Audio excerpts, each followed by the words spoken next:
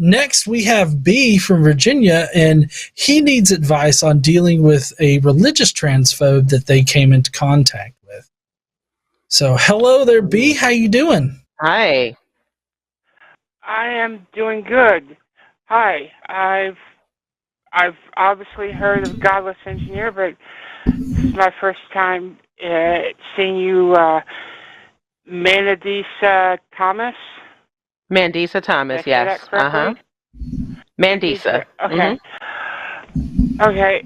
So I called into secular sexuality about a month ago, dealing with I don't even know if I can call him a friend of mine at this point. Just somebody I know who I will refer to only as C because there's a possibility that he may find out about this. It would be easier for me to list conspiracy theories, religious conspiracy theories he doesn't believe in. But right now, the sticking point between me and him, he just refuses to accept that sex and gender are two different things. Okay. Are you still there? Yep. And I've linked him numerous articles saying, here, the CDC says it, the World Health Organization says it. And his response is basically, well, how do we know? How do we know that these two words aren't synonyms? Who gets to decide what words mean? And that just strikes me as so silly, because we do. Human beings get to. We get to decide that what constitutes a cat and what constitutes male and what constitutes female, and he just refuses to accept it. Okay, John, do you want to take that one first, or? I mean, I can.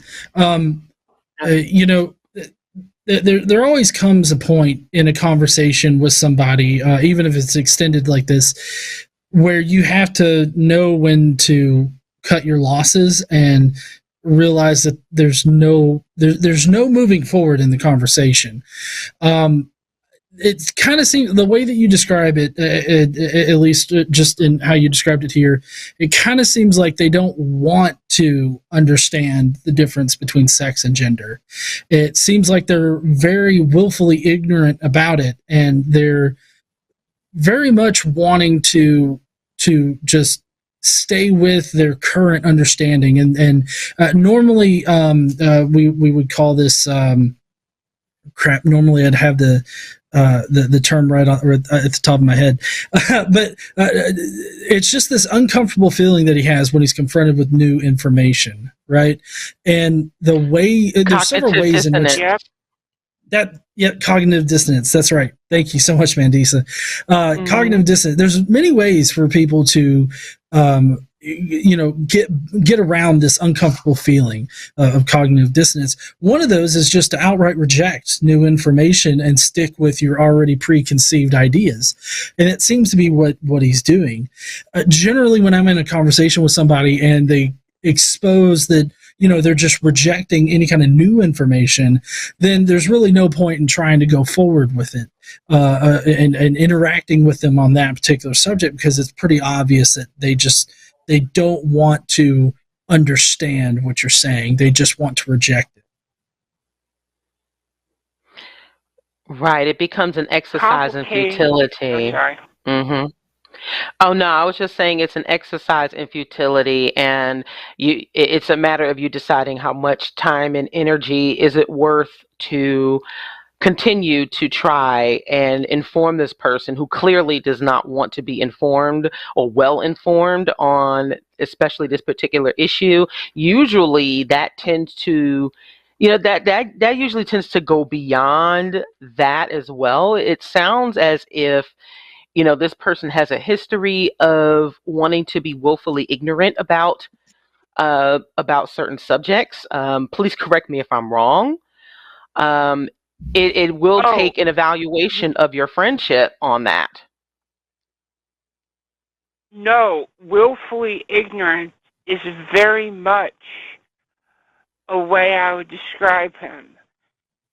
And it's not even about things that really matter. Like, he's a fan of Star Wars.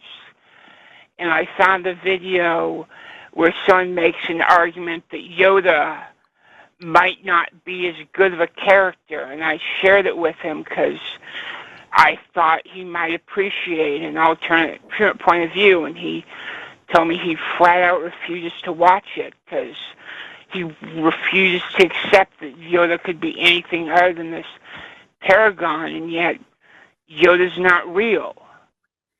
But yet at the same time, Aaron Raw's playlist on the Noah's Ark, I was able to convince him that Noah's Ark didn't exist, because I said, okay, pick a science. You pick a science, and I'll find a video where that particular science debunks Noah's flood. And I had Aaron Raw's playlist up and ready, and he seemed to be convinced. I mean, he's not a flat earther or a young earther, so that's kind of good. But like I said, it'd be easier to find a conspiracy he doesn't believe in than it is anti-vax, anti-LGBT. I don't know. Sounds like he has a lot of strikes against him. Am I right? Yeah. And he's blocked me and refused to have anything to do with me. And at this point, it's just fine. Except we have some friends in common. And through them, I found out that he's been, like, accusing me of saying things that I have no idea. He accused me of saying things on a podcast that does not exist. Saying things during a live stream that didn't occur. And he just wants me to die, which is just... Oh. I just don't know what to make of that. Yikes. Yeah. Sounds like you're kind of better off without him. I mean, yeah, that was going to be what I was going to say. I mean, given my proclivity for angering people on Twitter, plenty of people out there want me to die too. And so the best advice that I can give you about that is to just would be to block anybody that thinks that you should be dead. Right? I mean, just don't have any kind of contact. If anybody like brings this person up to you or talks to you about it, just be like, listen, I don't care. I don't want to know about whatever he's saying or whatever. I have nothing else to do with this person. And so that's I've had to do that with a couple of people that I've had to deal with. So that would be the way that I would handle it, is just be like, listen, I'm not talking about him, and that's just it. I don't want anything else to do with him. And so, I mean, that's how I would handle it. And we understand that it may be difficult. It may be a little hard, especially if you were friends with this person for an extended period of time.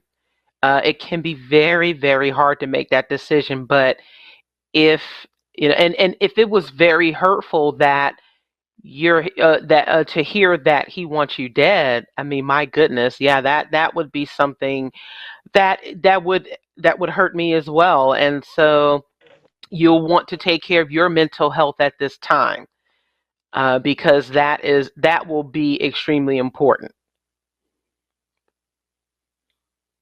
Honestly, my main concern at this point is that he's going to go shoot his mouth off about how sex and gender are not the same thing, or gays shouldn't be entitled to rights, and all such stuff. And the other person isn't going to respond with a well-reasoned argument. They're going to respond by beating the living shit out of them. Sorry for swearing. Who, you know, um, I can't say. There's so much that I want Well, to say to that, but I don't want anybody accusing me of saying of being insightful or inflammatory. But well, so I think this has come to the point where, I mean, you can't be responsible for what happens to him because he shoots his mouth off. right, right, That's yes, not incumbent upon you to try to protect him from himself. Um, if you've tried talking to him and he just simply won't listen, and it seems like he's been a bit combative even about non-religious topics. I feel like at this point it's kind of a him problem and not a you problem. And so I'm like I said before, I would just separate myself from that person as much as I can, and just anytime he's brought up, tell people you don't want to talk about him, and just completely remove yourself from that person's life, because at this point, if he gets beat up for anything that he says, that's his fault. And maybe if he gets a licking, a good licking, he won't open his mouth again. I mean, John said I'll that, flat not out me. say it. John said that, Yeah, not I me. mean, The yeah, no, lawyers but want me there's to tell rules to you. right there. There's rules to. I mean, I'm not saying that he should get a licking or anything like that. I'm just saying that, like, if at this point he's the one that provokes that kind of reaction from somebody, it is not your fault whatsoever, and it's not your right, responsibility to prevent it. right, and you don't have to feel bad about it either if that should happen. I'm I'm just kind of worried about him, is honestly that we're both on the autism spectrum, and we both have. There's a saying, "There, but for the grace of God, go I," or something like that. And if I had been raised in a religious household, I might be just as closed-minded as him. So, yeah, I acknowledge that it's not my responsibility what happens to him. It's just I kind of want to help him. I want to help him not be so closed-minded. Yeah, but I feel like the problem is that there's an old saying that you can lead a horse to water, but you can't force him to drink. It's kind of that situation Right. here. You've led him to the water, but he still doesn't want to drink. And I think that until he becomes open to it, then any kind of effort that you put forth is just going to be met with the same kind of combative response. And so I think that you should feel good about doing what you could to try to talk some sense into him, to try to get him to understand these things. And I think that you should feel good about doing that, but at some point it's really up to them as to whether or not they want to incorporate this new information into their worldview. Yeah. Oh, thank you. I think I already sort of Well, knew that, but it was good to hear it from somebody. yeah, I know that it can be very refreshing to hear other people tell you what you kind of already figured, without wanting to just hear like a sort of a yes man kind of response. But it usually is very comforting to know that you're not the only one that's feeling a certain way. Thank you. Thank you for Okay. calling in. Really appreciate it. Yeah, it was good to speaking with you. Was it possible for you to help me with another transphobe related problem?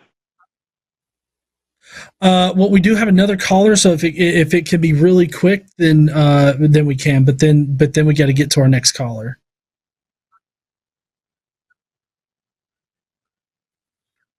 Okay. I have a friend who believes in ghosts. I expressed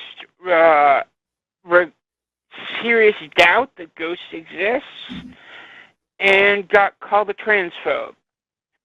Any insight as to why or how transgenderism, or however it is politically correctly called, has to do with ghosts?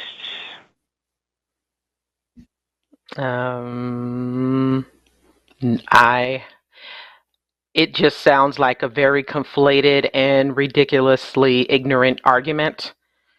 It sounds like the person didn't have, certainly not a valid basis or a valid response for that. And so they were arguing out of emotions and ignorance. That's about as best I can describe it. Okay, I thought maybe there was something I missed. Okay, thank you. Bye. You're welcome there, B. I hope you have a great night, and I hope that you'll call in next time.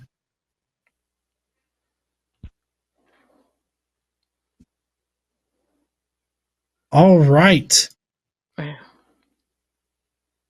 Well, that was interesting. I don't really have a lot of experience dealing with, like, the trans topic in general, but I have been on the other end of, like, talking about LGBT issues, like as far as in the Boy Scouts and stuff like that, and other things. Right. But it's always kind of interesting to see how people can be willfully ignorant, just regardless of the topic.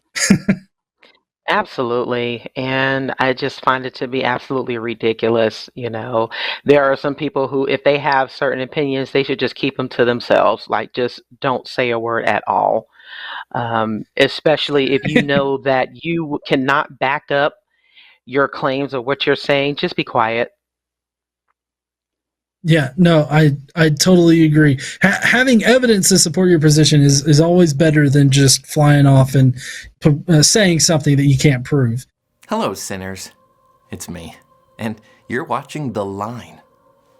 Hit that subscribe button and consider ringing that bell, because if you do, an angel will get its wings.